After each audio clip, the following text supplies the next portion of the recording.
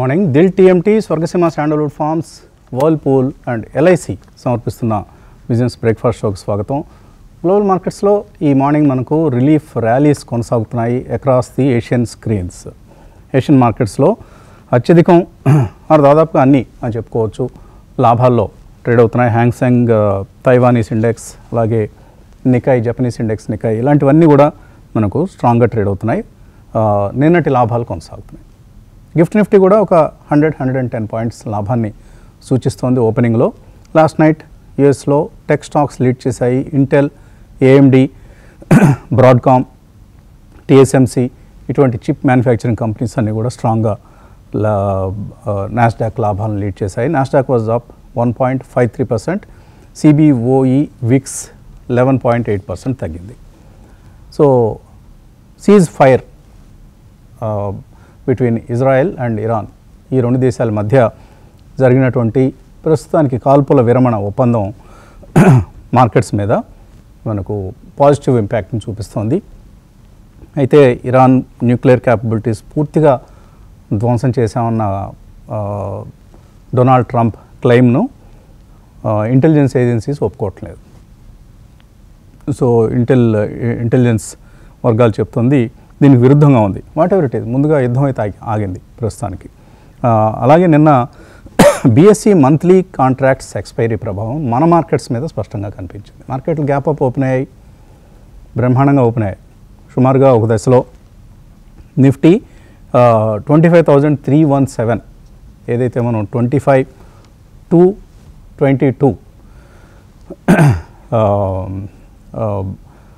అనేది ఒక రెసిస్టెన్స్ అనుకున్నాం, దానికి పైకి వెళ్ళాయి. 25,317 వరకు వెళ్ళాయి. కానీ అక్కడ నుంచి ప్రాఫిట్ బుకింగ్ అనండి, లేదు కొన్ని రూమర్స్ లాంటివి వచ్చాయి. అంటే ఏంటంటే మళ్ళీ సీజ్ ఫైర్ లేదు, ఫైరింగ్ జరుగుతోంది. దాంతో సడన్గా సెన్సెక్స్ ఎక్స్పైరీ రోజున ఒక ఫాల్ చూసాం. నిన్న బెంగళూరు నుంచి జయంతి కాల్ చేసి మాట్లాడుతున్నప్పుడు ఎందుకు మార్కెట్ ఇంతగా పడుతోందని అడిగింది. పడుతోంది ఎక్స్పైరీ ఫ్యాక్టర్స్ అన్నాను.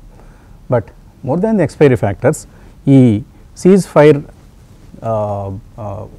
ఒప్పందాన్ని ఉల్లంఘన జరిగింది, ఫైరింగ్ జరుగుతోంది అన్న వార్తలు ఆ తర్వాత మనకు మార్కెట్స్లోకి వచ్చాయి. ఎందుకంటే ఇవి చాలా ఒక రూమర్స్ లాగా వస్తాయి.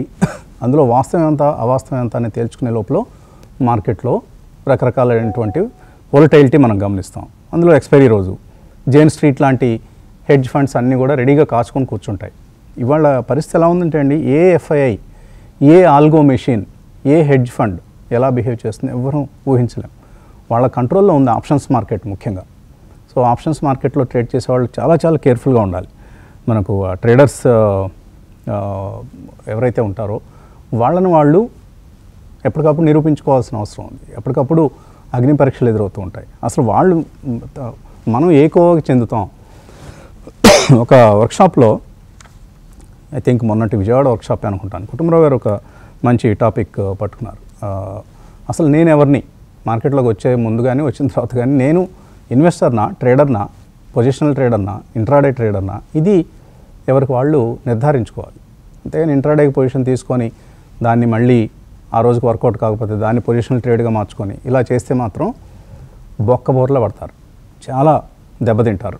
సో అందుకని మార్కెట్లో ఈ లాభాల పంట కేవలం ఇప్పుడు ఇటువంటి ఫారిన్ ఇన్స్టిట్యూషనల్ ఇన్వెస్టర్స్ చేతిలోకి వెళ్ళిపోయింది, ముఖ్యంగా F&O మార్కెట్. కాబట్టి కేర్ఫుల్గా ఉండాలి. అందులో ముఖ్యంగా ఎక్స్పైరీ రోజు ట్రేడ్ చేసేవాళ్ళు ఈ వోల్టైలిటీకి వాళ్ళకంటూ వాళ్ళకి ఒక స్ట్రాటజీ కావాలి, ట్రేడింగ్ స్ట్రాటజీ. అది ఉంటేనే ట్రేడ్ చేయండి, లేదంటే అవాయిడ్ చేయండి. సో ఇప్పుడు మనకు మార్కెట్లో రిస్క్ అంతా కూడా గ్లోబల్ ఫ్యాక్టర్స్ కారణంగానే ఉంది. లోకల్గా ఎటువంటి నెగిటివ్ ఫ్యాక్టర్స్ మన దగ్గర లేవు. ఆర్బీఐ మంచి పాలసీ అనౌన్స్ చేసింది. అంతకుముందు బడ్జెట్లో చక్కటి నిర్ణయం తీసుకున్నారు ఆర్థిక మంత్రి. మాన్సూన్ బాగుంది. ఈ మధ్య వచ్చిన Q4 కార్పొరేట్ ఎర్నింగ్స్ అన్నీ కూడా చాలా చక్కగా వచ్చాయి, మెజారిటీ. అటువంటి ఒక అద్భుతమైనటువంటి ఒక macro picture, GST collections, direct tax collections, advance tax collections అన్నీ కూడా చాలా ఒక ఆర్థిక వృద్ధి మనకు సమృద్ధిగా జరుగుతోందనే ఒక సంకేతాన్ని ఇస్తున్నాయి. అటువంటి పరిస్థితుల్లో డొమెస్టిక్ ఫ్యాక్టర్స్ కంటే గ్లోబల్ ఫ్యాక్టర్సే ఎక్కువగా మార్కెట్ను అటు ఇటు తీసుకువెళ్తున్నాయి. సో రికార్డ్ హై దిశగా మార్కెట్లు వెళ్తున్నాయి అనుకున్న ప్రతిసారి ఏదో ఒక గ్లోబల్ అంశం తెర మీదకి వస్తుంది, మార్కెట్ మళ్ళీ వెనక్కి వస్తుంది. సో 25,300 నిన్న ఏదైతే హై లెవెల్ చూసామో దాని పైకి ఎప్పుడైతే డెసిసివ్గా క్లోజ్ అవుతుందో అక్కడే మనం మార్కెట్లో ర్యాలీ మనకు కన్ఫర్మ్ అవుతుంది. సో యూఎస్లో అయితే రికార్డ్ హై దిశగా వెళ్తున్నాయి, S&P కావచ్చు, ఇతర అమెరికన్ సూచీలన్నీ కూడా ఇప్పుడు రికార్డ్ హై దిశగా వెళ్తున్నాయి. డాలర్ ఇండెక్స్ 98 కింద ఉంది. అండ్ ఇది మన INR అంటే ఇండియన్ రూపీకి ఒక అనుకూలమైనటువంటి అంశం. ఇక్కడ ఇవాళ మార్కెట్లో కూడా ఇవాళ పేపర్స్లో కూడా ఒక న్యూస్ నేను బిజినెస్ స్టాండర్డ్ అనుకుంటాను చూశాను. Retail investors turn buyers in జూన్లో రిటైల్ ఇన్వెస్టర్స్ అత్యధికంగా కొనుగోలు జరిపారు. సో ఫార్ జూన్లో 5,667 కోట్ల రూపాయలు క్యాష్ మార్కెట్స్లో కొన్నారు రిటైల్ ఇన్వెస్టర్స్ 3 నెలల అమ్మకాల తర్వాత. సో ఇప్పుడు the biggest participants in the markets are the retail investors. So డిఐఎస్ డబ్బు అయినా సరే రిటైల్ వాళ్ళ దగ్గర నుంచి వచ్చింది కాబట్టి రిటైల్ ఇన్వెస్టర్స్ చేతుల్లో మార్కెట్ ఇప్పుడు నడుస్తుంది. అయితే ఇక్కడ ఇటువంటి డిమాండ్ రిటైల్ ఇన్వెస్టర్స్ నుంచి వస్తుంటే సప్లై కూడా వస్తుంది.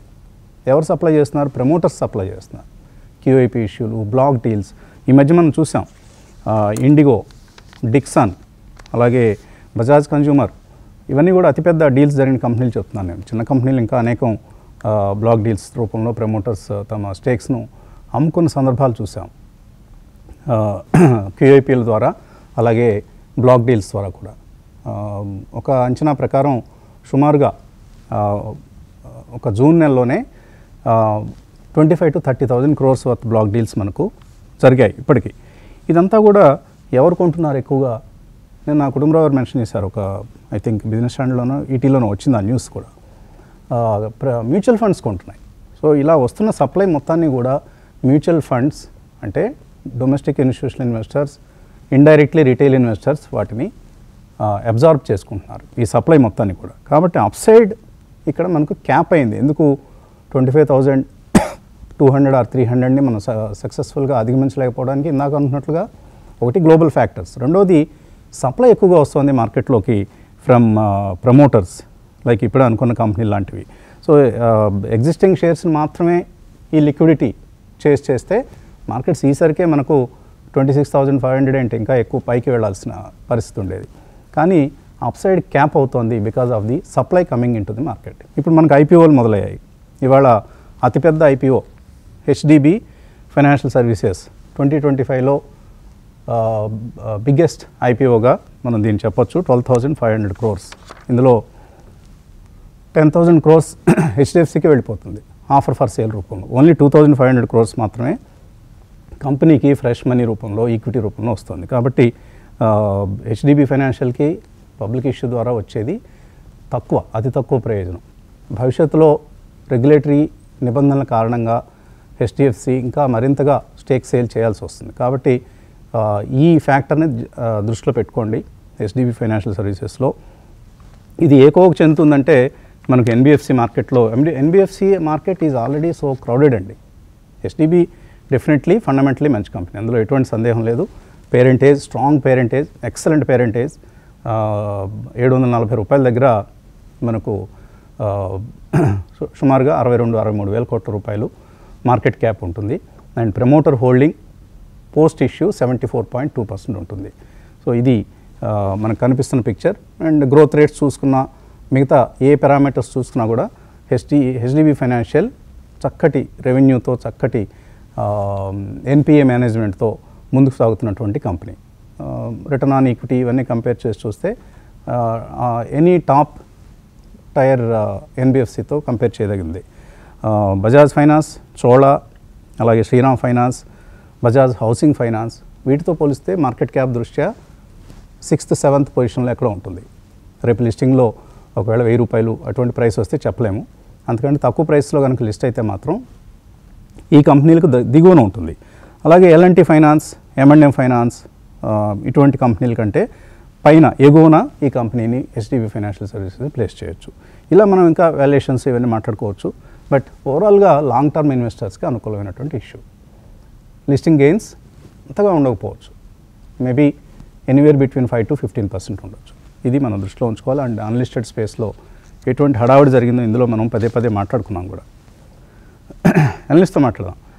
కుటుంబరావు గారు, ఎలా చూస్తున్నారు ఇవాల్టి పాజిటివ్ ఓపెనింగ్ను? నిన్నటి ఎక్స్పైరీ రిలేటెడ్ ఫ్యాక్టర్స్ తర్వాత ఈరోజు కూడా మనకు గ్యాప్ అప్ ఓపెనింగ్ కనిపిస్తుంది. ఎటువంటి ట్రేడింగ్ ప్యాటర్న్ ఈరోజు ఉండొచ్చు? క్లియర్లీ నిన్నైతే ఇండికేషన్ వచ్చేసిందండి. 25,200 ఎంత మంచి రెసిస్టెన్స్, దానిపై నిలబడటం ఎంత కష్టం అని చెప్పేసి అన్నమాట. ఎందుకంటే వన్స్ అది క్రాస్ అయ్యి 25,300 లెవెల్ అది టెస్ట్ చేసినప్పుడు అనమాట హెవీ ప్రాఫిట్ బుకింగ్ వచ్చింది. అది let it be because of rumours అవనియండి, సీజ్ ఫైర్ వయలేషన్ అవనియండి, ఏదైనా సరే. బట్ క్లియర్ కట్ గా అక్కడ సప్లై ఒక్కసారి అనమాట మార్కెట్ లో రావటం. ఎందుకంటే clearly the way the sharp గా 300 పాయింట్స్ ప్లస్ దగ్గర నుంచి అనమాట బిలో 100 పాయింట్స్ దాకా కూడా రావటం మనం చూసాం. కాబట్టి అప్రమత్తత ఎప్పుడు అవసరం. మార్కెట్ లో రీజనబుల్ అమౌంట్ ఆఫ్ ప్రాఫిట్స్ వచ్చినప్పుడు బుక్ చేసుకోవటం కూడా ఇంపార్టెంట్. అండ్ రిపీటెడ్ గా మనం చెప్తున్నాం, వాల్యూమ్ యాక్షన్ తోటి 25,200 క్రాస్ అయ్యి దానిపైన నిలబడితేనే మార్కెట్ కాస్త సేఫ్టీ జోన్ లోకి వెళ్తుంది అని చెప్పేసాను. సరే, ఇవాళ 25,200 మళ్ళీ అటెంప్ట్ చేస్తుంది నిఫ్టీ. దానిపైన నిలబడుతుందా లేదా అనేది మనం చూద్దాం. అయితే రెండో పక్కన గ్లోబల్ డెవలప్మెంట్స్ ఏమవుతున్నాయి అనేది అబ్జర్వ్ చేయడం కూడా ఇంపార్టెంట్. సరే, వెదర్ అమెరికా ఇజ్రాయిల్ వాలంటరీగా సీజ్ ఫైర్ ఒప్పుకున్నాయా, లేకపోతే ఇరాన్ చేసిన కొన్ని దాడులతోటి లేనిపోయిన ఎస్కలేషన్ ఎందుకని ఒప్పుకుందా, ఇవన్నీ కూడా పక్కన పెట్టేస్తే మాత్రం సరే 12 రోజుల వార్ మాత్రం కి తెరబడింది. దాంతో అనమాట ఆయిల్ ప్రైజెస్ కూల్ డౌన్ అయినాయి. దాదాపు $80 వరకు వెళ్ళిన ఆయిల్ కూడా ఇప్పుడు $65 దగ్గరికి రావటం చూసాం. భారతదేశం లాంటి కంట్రీస్ కి అనమాట ఇది అడ్వాంటేజ్ కూడా. ఎందుకంటే we're one of the largest importers. కాబట్టి ఏదైతే ఒక ఆయిల్ షాక్ అనేది ఏదైతే తగులుతుంది అనుకున్నామో అది ఇప్పుడు తగలకపోవచ్చు. కాబట్టి అవర్ ఎకానమీ ఆల్సో విడ్ బి అనే బెటర్ ఫుటింగ్ అని చెప్పేసి అయితే అనుకుంటున్నాం. అయితే ఈ ఇష్యూ పక్కన పెడితే కనుక ఈ వార్ ఇష్యూ కానీ, అమెరికన్ స్టాక్ మార్కెట్ లో డెవలప్మెంట్ ఇష్యూస్ కానీ, కొన్ని ఇంటర్నేషనల్ ఈవెంట్స్ కూడా కేర్ఫుల్ గా వాచ్ చేయమంటారు. లైక్ అమెరికాలో జీనియస్ బిల్ అనేది పాస్ అయింది. దాంతో స్టేబుల్ కాయిన్ అనేది అనమాట అక్కడ తెర మీదకి వచ్చింది. ఇప్పుడు స్టేబుల్ కాయిన్ ద్వారా ఇంటర్ కరెన్సీ ఇది ఇంటర్ కంట్రీ ఫండ్ ట్రాన్స్ఫర్స్ కాస్త ఈజీ అవ్వచ్చు, యుఎస్ డెట్ కి ఎపిటైట్ పెరగచ్చు అని చెప్పేసి అని అట్లా అంటున్నారు. కానీ రెండో పక్కన డాలర్ ఇండెక్స్ అనమాట మల్టీ వీక్ లోకి రావటం కూడా చూసాం మనం. కాబట్టి అనమాట డాలర్ బిహేవియర్ ఎట్లా ఉంటుంది అనేది కూడా నెక్స్ట్ 2 to 3 months లో is very critical. And tariff dead line approach అవుతుంది. ఆ తారీఫ్ డెడ్ లైన్ కి అనమాట ఏమవుతుంది, ఏం డెవలప్మెంట్స్ ఉంటాయి యుఎస్ లో అనేది కూడా మన మార్కెట్స్ పైన కూడా ఇంపాక్ట్ క్లియర్ గా ఉంటుంది అనమాట. అందులో సెకండ్ థాట్స్ పెట్టుకోకూడదు.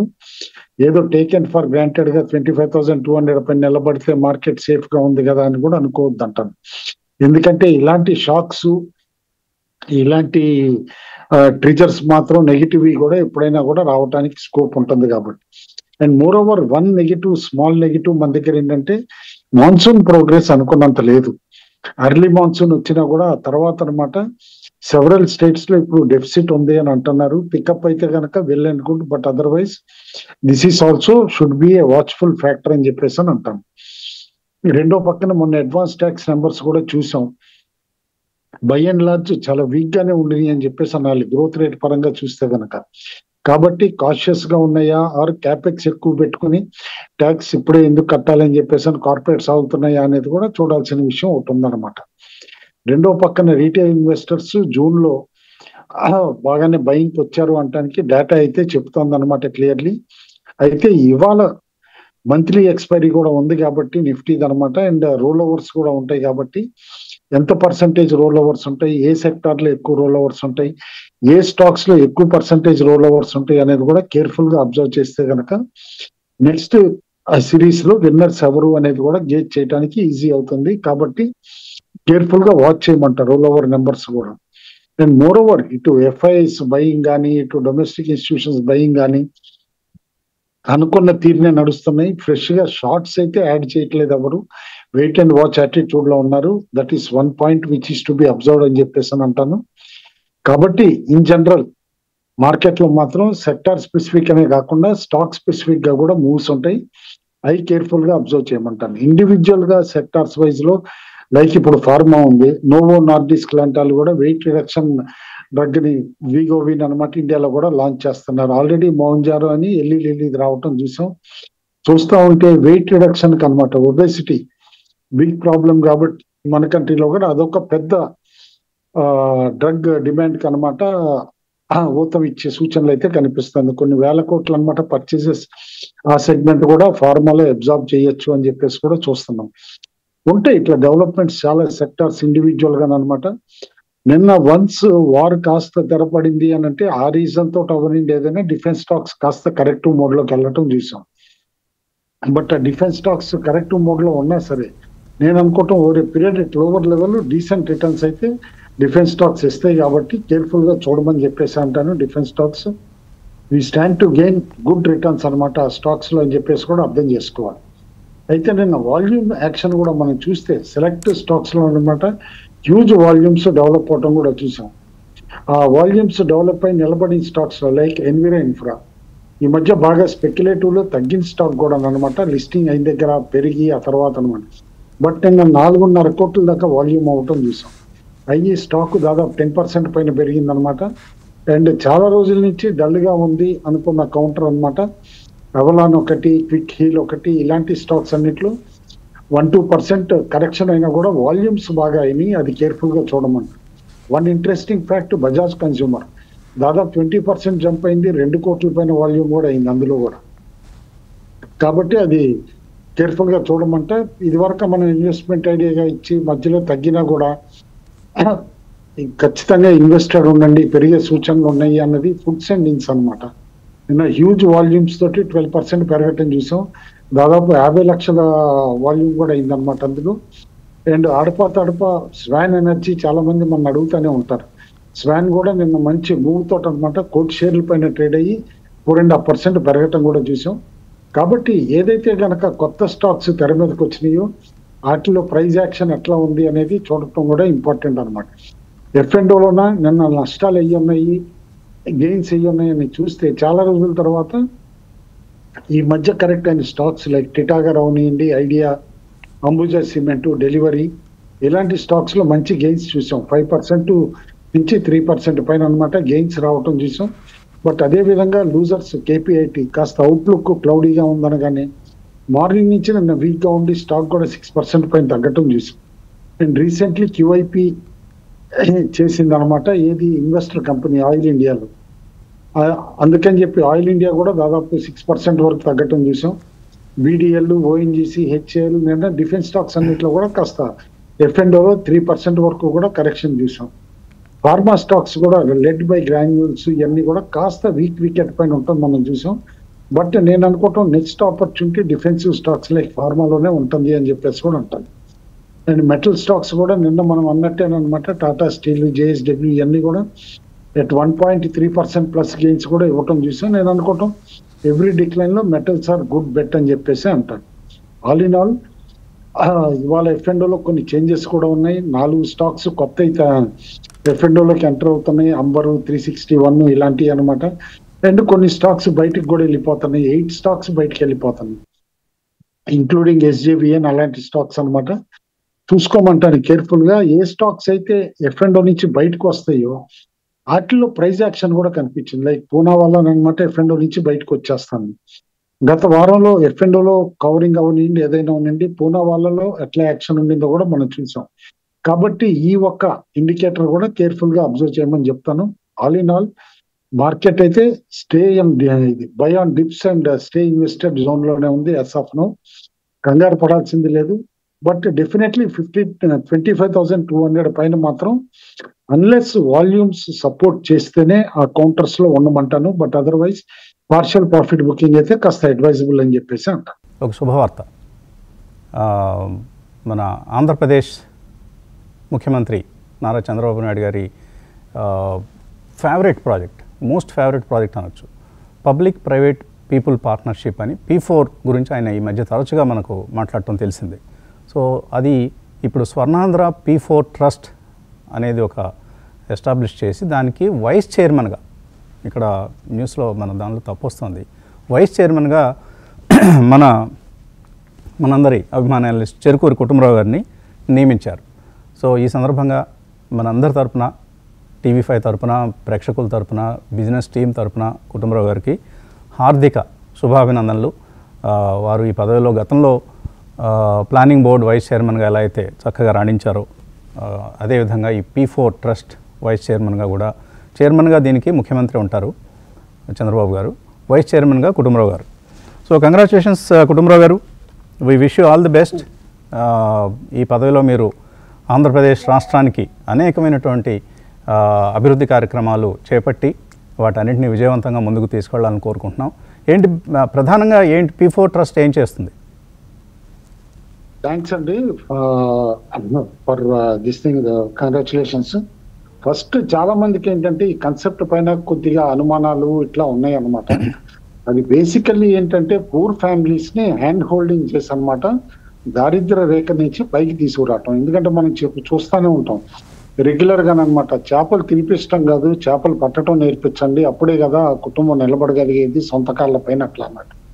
అండ్ మనం చూసాం రీసెంట్ ప్రాస్పరిటీ, దేశానికి అంత గ్రోత్ వచ్చి 4th లార్జెస్ట్ ఎకానమీ అయినా కూడా ఇన్ఈక్వాలిటీ పెరుగుతుంది, వ్యత్యాసం. టాప్ 10% రిచెస్ట్ పీపుల్ కి నోను, బాటమ్ 20% పూర్ పీపుల్ కి. అందుకని చెప్పేసి ఈ ప్రోగ్రామ్ ధ్యేయం కూడా ఏంటంటే టాప్ 10% పీపుల్ కూడా, లెట్ ఇట్ బి కార్పొరేట్స్ కానీ ఇండివిజువల్స్ కానీ ఎవరైనా సరేనమాట, 80% పూర్ ఎవరైతే బాటమ్ లో ఉన్నారో వాళ్ళకి చేయూతనిచ్చి పైకి తీసుకురావటం అన్నమాట. అంటే ఇదేదో క్యాష్ హ్యాండ్ అవుట్స్ ఇవ్వటం, డోల్స్ ఇవ్వటం అట్లా అని కాదు. లైక్ స్కిల్స్ లేని వాళ్ళకి స్కిల్స్ నేర్పించడం, లేకపోతే చదువు చెప్పించలేని వాళ్ళకి అనమాట వాళ్ళ పిల్లలకి చదువు చెప్పించి అనమాట ప్రతిభావంతుల్ని చేయటం కానీ, ఇట్లా ప్రోగ్రామ్స్ వెరీ వినూత్నంగా ఉంటుంది. అండ్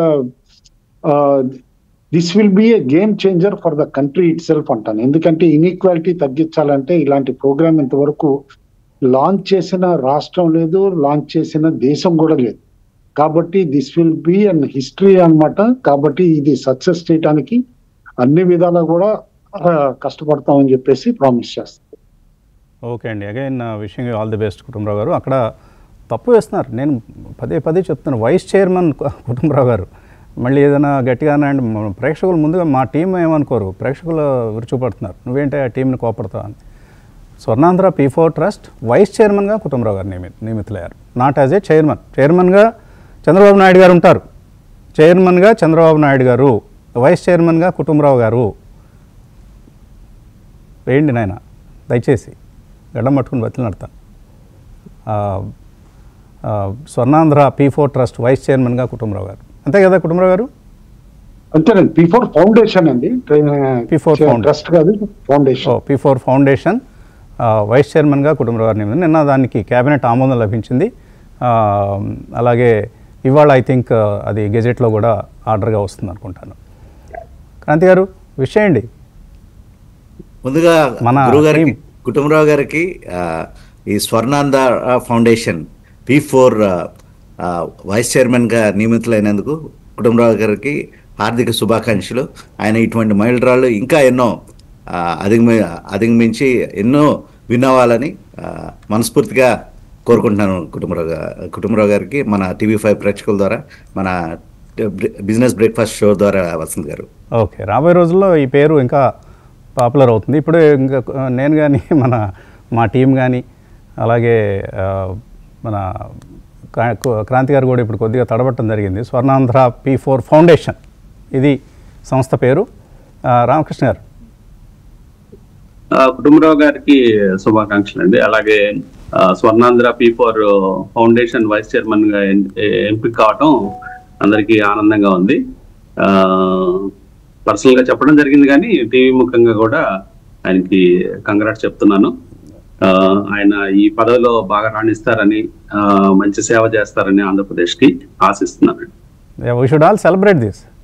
కుటుంబరావు ఏంటి ఎప్పుడు పార్టీ ఎక్కడ? చూద్దాం, ముందు ఇక్కడ విజయవాడలోనే వర్క్ ఎక్కువ ఉందండి, కాస్త ఇన్ఫ్రాస్ట్రక్చర్ సెటప్ చేసుకుని వచ్చిన తర్వాత చూద్దాం. ఓకే, రమ్మంటే విజయవాడ వచ్చేస్తాం, మీరు రావాల్సిన అవసరం లేదు. Okay, anyway congrats once again Kutumbarao గారు. ఇప్పుడు మీకు ఒక చిన్న బాధ్యత అప్పచెప్పబోతున్నాను. ఇప్పుడు నార్మల్గా ఇందాక మనం అనుకున్నాం, పారిశ్రామిక అభివృద్ధి పథంలో ఆంధ్రప్రదేశ్ రాష్ట్రాన్ని విజనరీ లీడర్షిప్ రోల్ తీసుకున్న చంద్రబాబు నాయుడు గారు తప్పకుండా అందులో కృతకృత్యులు అవుతున్నారు. ఆ పారిశ్రామిక అభివృద్ధి దిశగా ఆంధ్రప్రదేశ్ దూసుకు వెళ్తోంది అనటంలో ఎటువంటి సందేహం లేదు. అంతకుముందు 5 ఏళ్ల విధ్వంస పాలన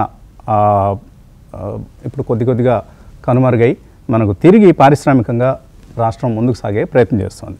ఇటీవల టీసీఎస్ కావచ్చు, కాగ్నిజెంట్ కావచ్చు, మైక్రోసాఫ్ట్ కావచ్చు, ఇలాంటి దిగ్గజాలందరూ ఆంధ్రప్రదేశ్ వైపు దృష్టి సారించారు. ఆల్రెడీ ల్యాండ్ అలాట్మెంట్స్ కూడా జరిగాయి, పరిశ్రమలు త్వరలో ప్రారంభించే ప్రయత్నం చేస్తున్నారు.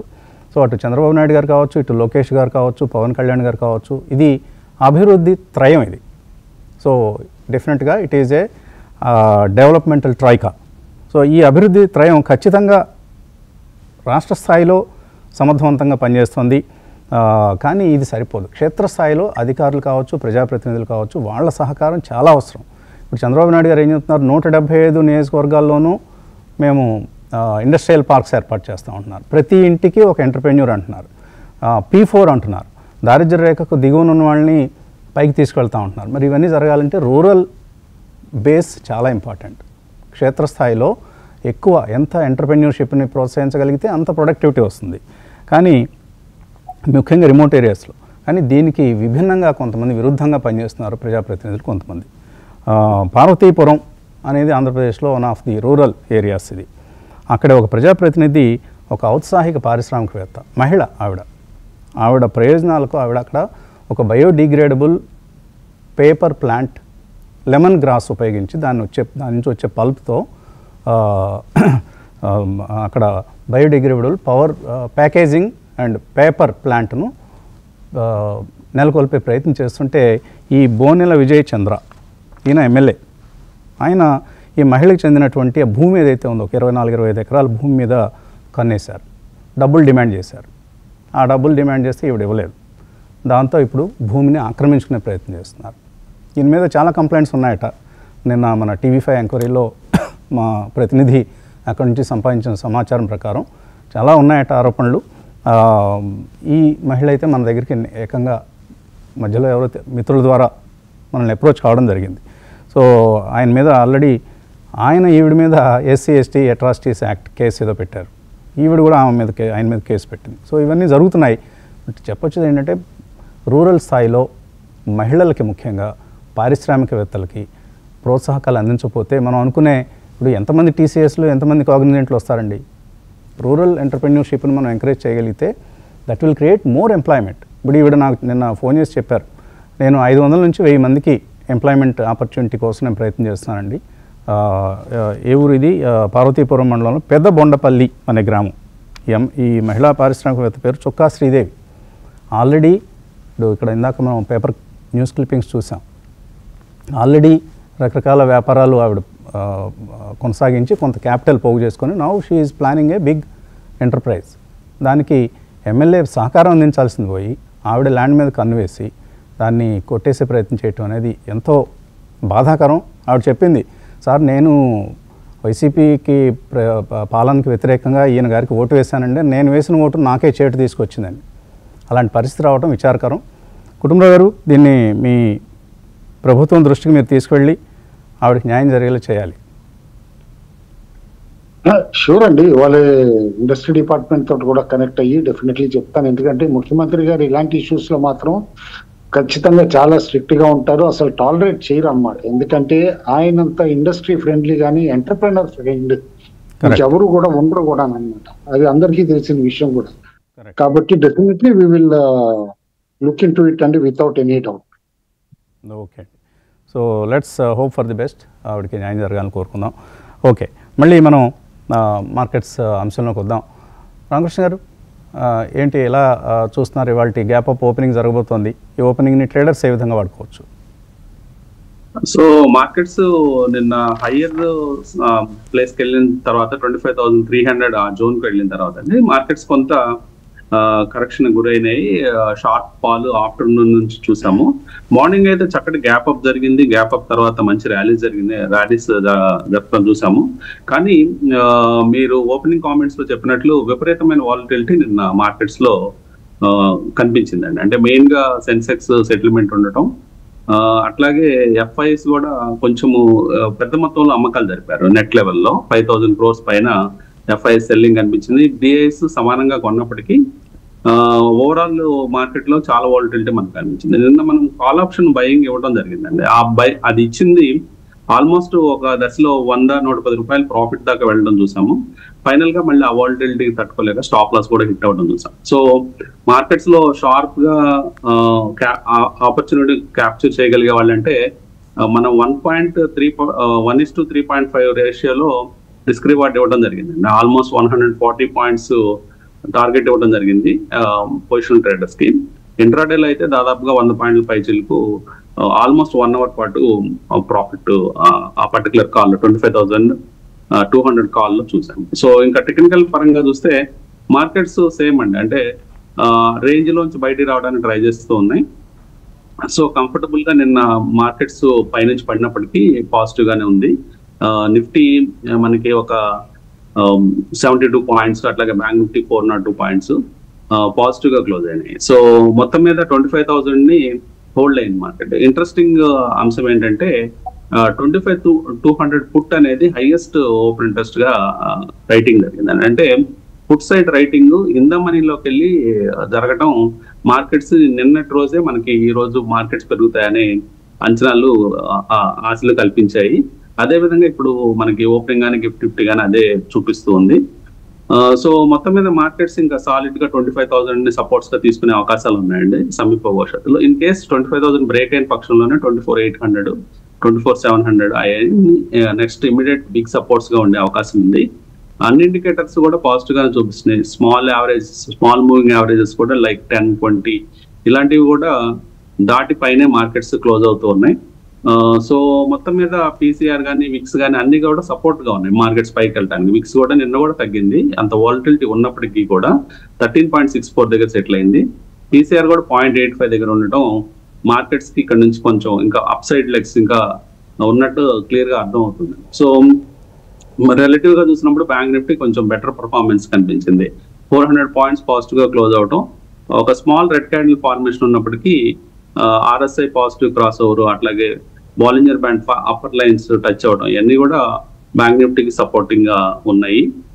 ఓపెన్ ఇంట్రెస్ట్ పరంగా చూసినట్లయితే 56,500 అనేది హైయెస్ట్ ఓపెన్ ఇంట్రెస్ట్ ఉందండి. అంటే ఇది కూడా కొంచెం స్వల్పంగా ఇందామని ఆప్షన్స్ పుట్ సైడ్ రైటింగ్ ఉండటం అనేది పాజిటివ్ అంశంగా పరిగణించవచ్చు. సో చెప్పుకోవచ్చు మొత్తం మీద మార్కెట్స్ లో బై అండ్ డిప్స్ మోడ్ లోనే ఉంది. సో షార్ట్స్ చేయొద్దు, బై చేసుకుంటా ఉండండి. ఏమన్నా మార్కెట్స్ కరెక్షన్ అయినప్పుడు బయింగ్ ఆపర్చునిటీస్ కోసం ఎతకమని చెప్తాను. Okay, so buy and dips follow అవటమే ప్రస్తుతానికి శ్రేయస్కరం అని రామకృష్ణ గారు చెప్తున్నారు. ఓకే, చాలామంది మన మెయిలర్స్ అందరూ దాదాపుగా కంగ్రాచులేషన్స్ చెప్తున్నారు కుటుంబరావు గారికి. సో వారందరికీ కుటుంబరావు తరపున నేను ధన్యవాదాలు చెప్తున్నాను. మార్కెట్లో అనుకున్నట్లుగానే పాజిటివ్గా ప్రారంభమయ్యి 110 పాయింట్ల లాభం మనకు నిఫ్టీలో కనిపిస్తుంది. ఈ సమయంలో సెన్సెక్స్ 375 పాయింట్లు, బ్యాంక్ నిఫ్టీ అండర్ పెర్ఫామ్ చేస్తుంది. బ్యాంక్ నిఫ్టీ ఫ్లాట్గా ఉంది, నిన్నటి లెవెల్ దగ్గరే మనకు ఓపెన్ కావడం చూస్తున్నాం. అలాగే మిడ్ క్యాప్స్ బెటర్గా పెర్ఫామ్ చేస్తున్నాయి and advance declines ratio is in favour of advances as of now. Mid cap space ఒకసారి గమనిస్తే మనకు ఇండియా మార్ట్ ఈ స్టాక్ ఇవాళ 5% పెరిగింది. KEC International, Waaree Energies, JP Power, Gravita India, Mahanagar Gas, GIC, Vishal Mega Mart 137 రూపాయల దగ్గర ఉంది ఇప్పుడు.